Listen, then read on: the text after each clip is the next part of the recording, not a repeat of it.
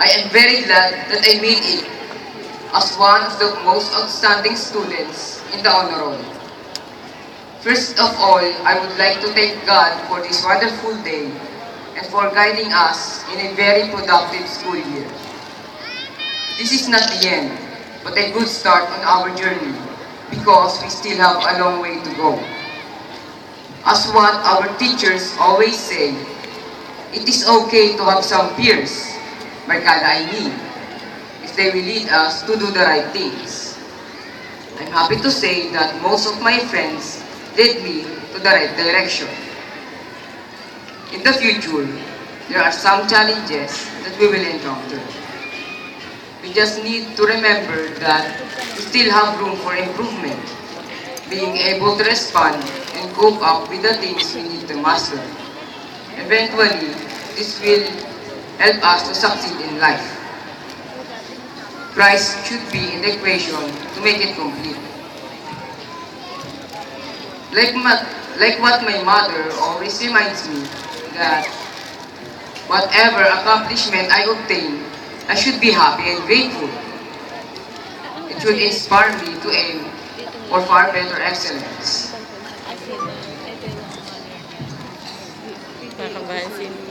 She says that I should never forget to look back and to thank all the people who helped and inspired me to reach all my goals. And more importantly, to remain humble and to keep my feet on the ground so that countless blessings await me in the future. Kaya naman, nais kong kunin ang pagkakataong ito upang pasalamatan ang mga taong nasa likod na aking tagumpay. Ang aking mga magulang na hindi napapagod at patuloy na sumusuporta sa akin sa lahat ng pagkakataon. Ang kanilang mga pangaral ang humubog sa aking pagkatao, nagpatatag sa aking kalooban, at nagturo sa akin upang magkaroon ng magandang pananaw sa buhay.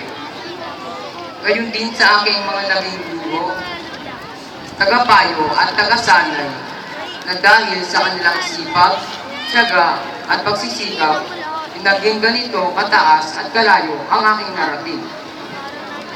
Lubos din po akong nagpapasalamat sa mga namumuno sa DepEd Division of Imo City at sa mga lider ng ating lokal na pamahalaan na bukas palad na tumutulong sa ating mga mag-aaral.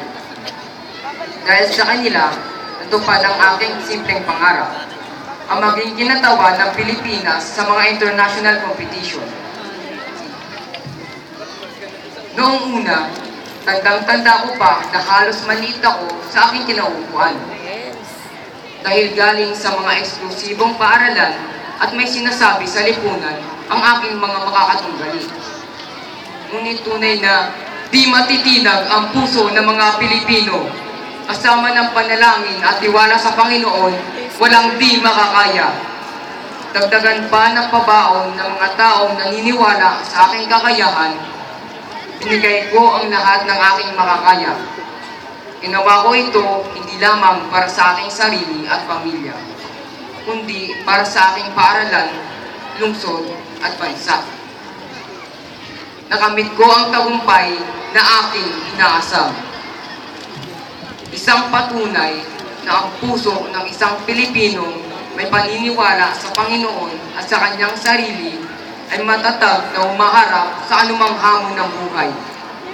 Maging ito man ay nakaranas ng mga pagsusubok at sakit ng kalooban, siya ay pilit na bumabangon upang patunayan sa lahat sa anumang lahi na walang hindi makakaya ang isang Pilipino.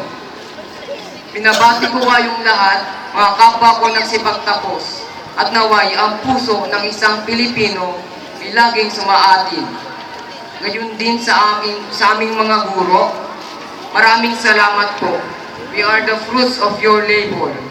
Ang mga magagandang alaala na itinatak ninyo sa aming mga puso at isipan ay dadalhin namin sa aming patuloy na paglalakbay.